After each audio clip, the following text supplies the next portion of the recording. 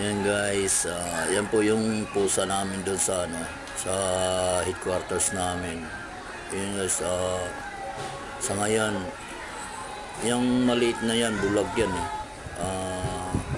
Wala na siya, nasagasaan siya ng isang kasama namin.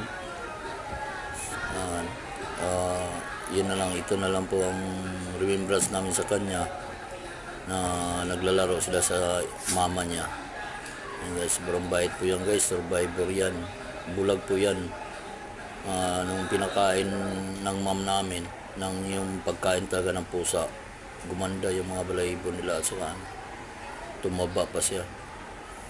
Yan guys,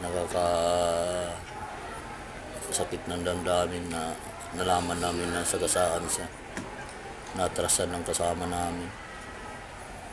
Dalawa yan guys, pero yung isa ninakaw, yung isa niyan. Yan, ang saya niya. At saka malambing kasi yung bulag na yan.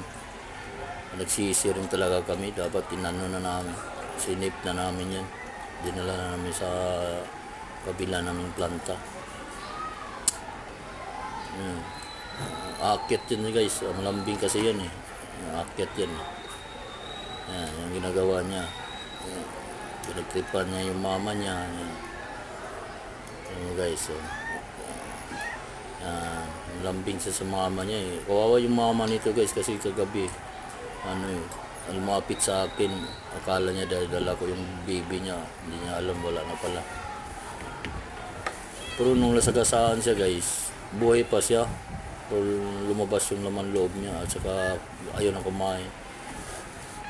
Yun nga, nakakaawa to.